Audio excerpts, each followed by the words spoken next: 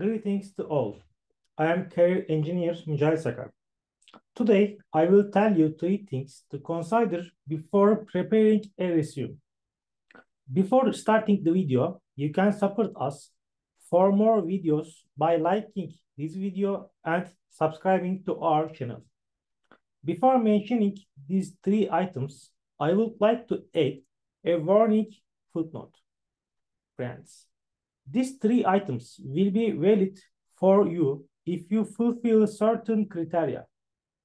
In other words, these three items are not features that bring you work on their own. It will complement the elements that bring the job.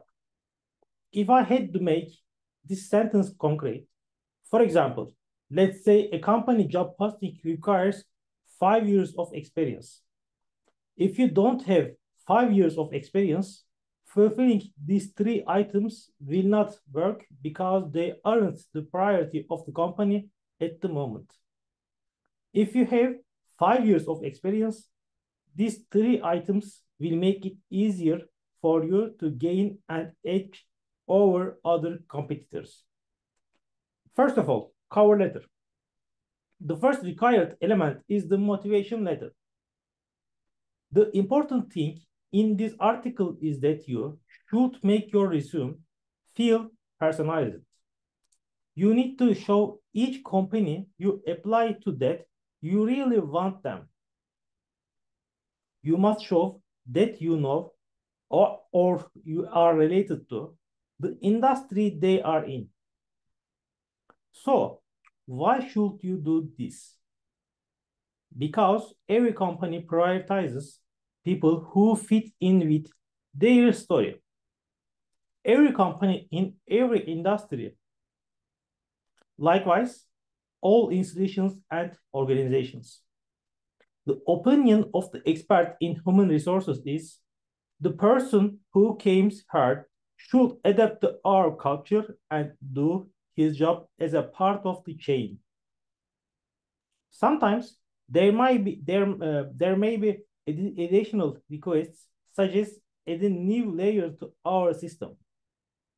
But this can also happen after adapting to the current culture of the company. It may be difficult for you to learn the structure of the companies while preparing a job application, but the websites of the companies often give us some ideas on this subject. Of course, I exclude SME companies that don't have many names on the internet. As a result, the information source about them in digital channels can be low. At that point, you can develop sector-based solutions. In other words, it's like writing a sector-specific motivation letter, not company-specific, and naming it separately for each company. Especially, friends who are actively looking for a job complain about this. Well, sir, I am sending applications to dozens of companies. Am I going to write a motivation letter for each of them separately? Actually, no. You won't write letters for each of them separately, but you will pretend to be. It's not a lie. It's the power to market your knowledge. At this point, you can define 5 or 6 different target groups according to the sector of the company and the size of the company. Dividing companies into 3S corporates, SME, and startups. When you distribute them in several sectors, you come across 7 or 8 different structures. In other words, you are expected to write 7 or 8 motivation letters, but you won't write them from the beginning. There will be a certain template. You will revise headlines such as the size of the company and the feature of the industry. This will be completed in 3 or 4 hours if it takes a maximum of half an hour for each. I think for sure it's worth the time investment in yourself. Another advantage of such letters or motivation letters is that while preparing motivation letters, you will feel better about which sector and which size companies you are closer to.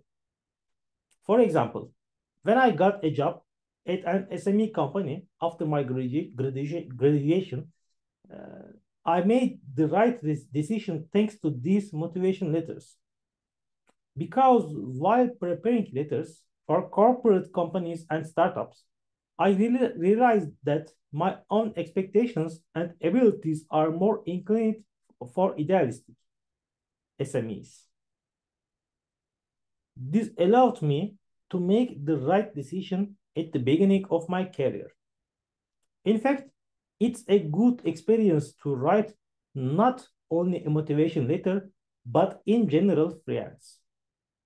This is not only for career management, but also for personal development. The other one, references. The second important point we want to mention is references. I think one of the subjects that I value most in my life is networking, not just in business life, just like the writing I just mentioned. This is a very valuable thing in both our business and personal lives. There is even a saying that I love very much about it. Network is your net worth. The words torpedo and network are often confused in this regard. And also, networking is one of the sources of lifelong success. For example, there are some companies that make most of their new hires through friends of existing staff. This is normal, I think, because you trust those employees. You have a good bond with them, and therefore you want to choose people you know can walk the same path. Having references that you trust in between will inevitably affect your decision making. So, what action can you take in this regard? What you have to do is use the references in between to your advantage. LinkedIn is one of the best channels for this. In fact, we covered this issue in our video called LinkedIn Strategy in 5 Steps. Yours, during the university student or recent graduate period, you need to add someone from almost every sector as a link. In this way, your chances of knowing one of those companies in your job applications increase greatly. Of course, this process doesn't proceed directly like this. People won't refer to you or even care most of the time just because you added them as links years ago. You have to build that road first. So, how will you do this? For instance, send a message, email to those links you added on special days, birthdays, holidays, etc. Also, if they share a development on LinkedIn, don't miss your congratulatory message. When they get a promotion, start a side job, or share a good news about their private life. In this way, you will have established a dialogue with all of your contacts, albeit a basic level. You can use various tools for this. It may be good to automate this kind of work with low fees. Of course, this strategy is only part of the reference building process. Content marketing is also important because you need to be able to establish small dialogues with some of these people. Think of it like a funnel. You will have a hello level conversation with all your connections, and you will establish a deeper connection with some of them. For this, it's important that you share content periodically. It would be better if it is related to your industry. Otherwise, there may be general personal development posts as well.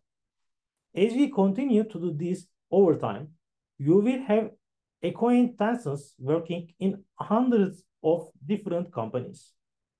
Thus, you will be able to benefit from them while applying to companies, and they will pass on different job opportunities to you over time. Of course, you have to do the same for them. Our goal here is not to simply rank the references. For example, you wrote the general manager of the place where you did your internship for those references. What will work? Especially if the sector of the company you want to work with is not the same as the company you did your internship. This reference really doesn't matter.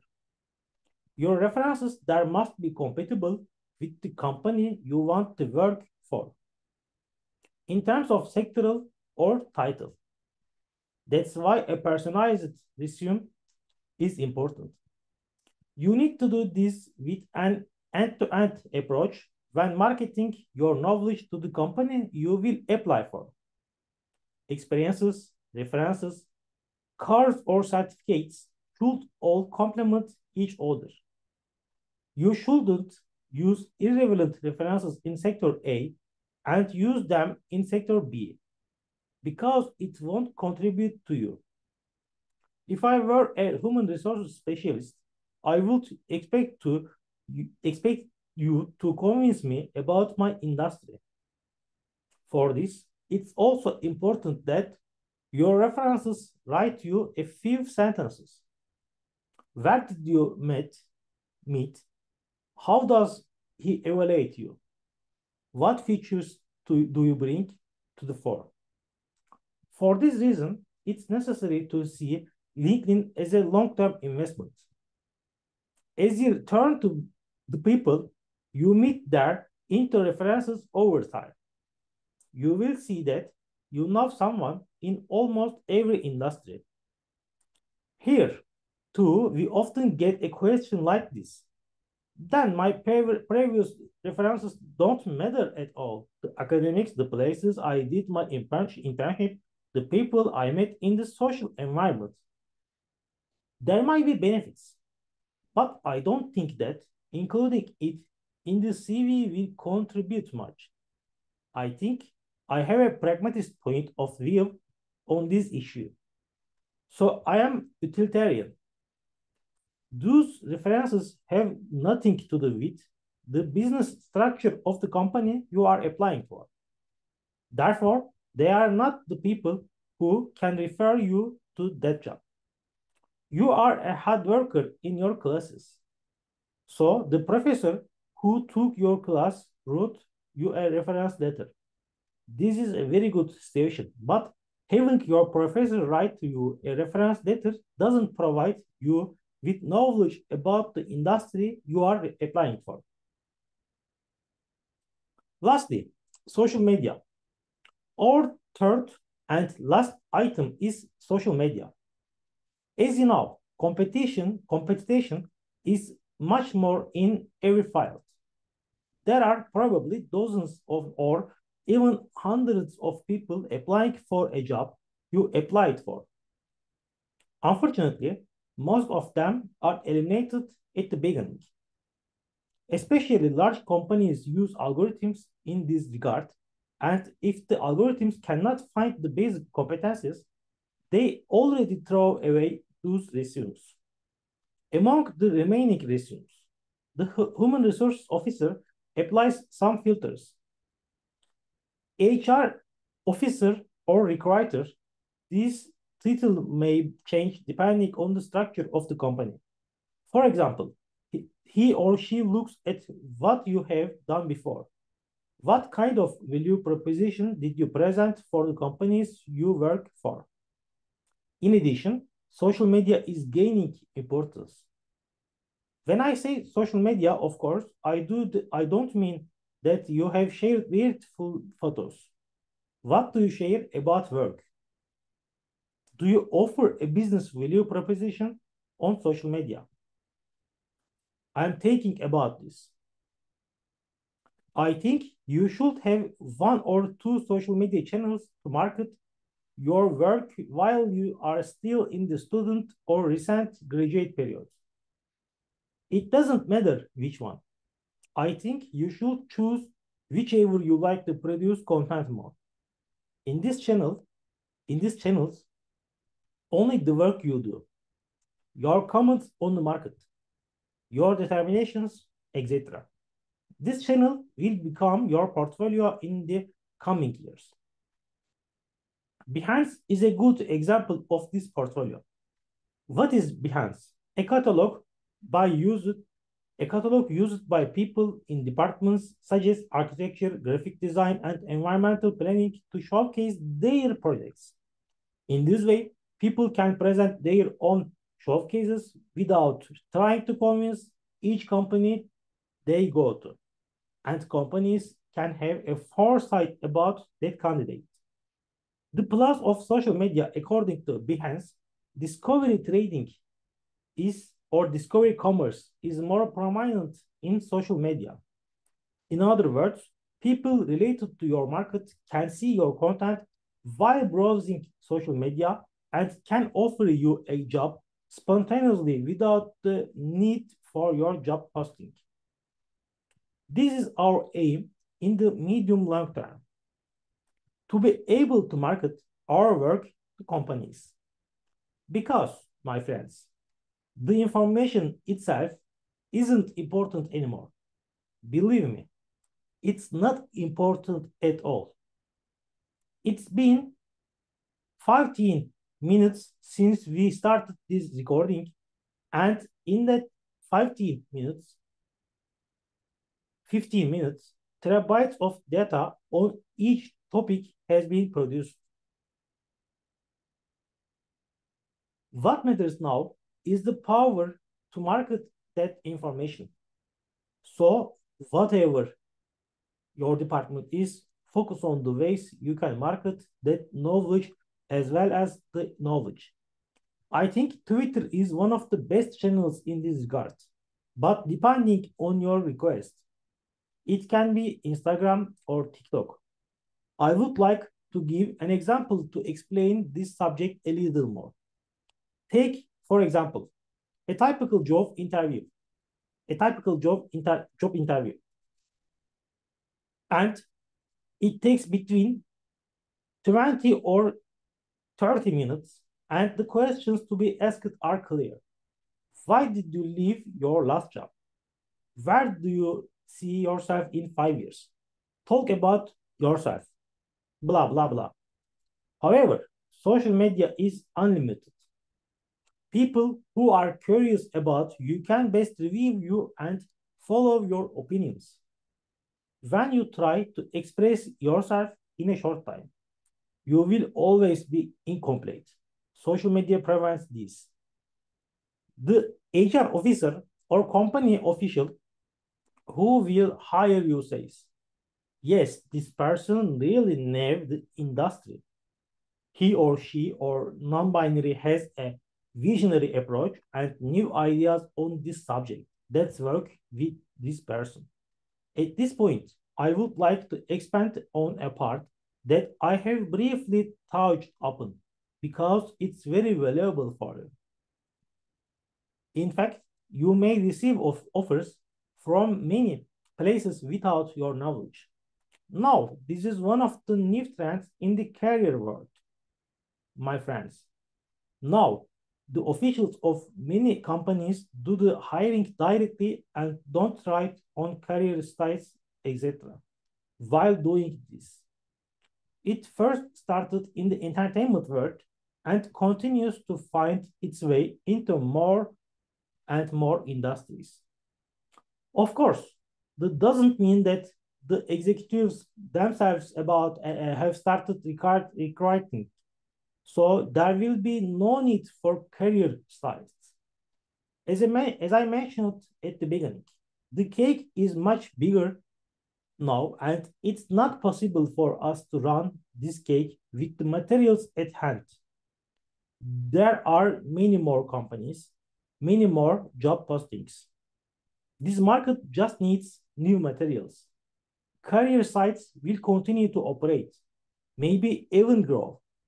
But on the other hand, new generation recruiters will also take their share from this market. At this point, your task is using almost all channels on the road to success. Sometimes several of these parts can come together in the same journey. For example, when you go to a job interview, you can open a topic on your social media channels and increase your chances of getting that job. I say this because I have experienced something similar. The recruiter at a job interview, I went to say that he was following the Career Hub Studio channel and was curious when he saved it on his resume, my resume. We talked a lot from there.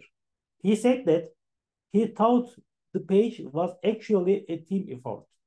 And he was surprised when I said, no, I'm on my own. Afterwards, there was no job for other reasons, but we had a good bond with that person. I think it was more productive than an average human resources officer interview. Of course, one last point needs to be emphasized again. These items should be your thoughts after meeting the minimum expectations at the company, not before. For example, if the workplace is too far from you and you are sensitive to distance, the other three items don't matter. Experience or something else, it doesn't matter. Your priority should be the main needs of that job posting. This is what I am going to say in general. If you have questions, comments, thoughts, and or criticisms about this subject, you can send them in the comment section. If you think that you are fed by video, if this video has contributed something to you, you can support us or to our channel like with subscribe. Moreover, if you have new topic suggestions, you can always send them as comments. Have a nice day. See you in the next videos.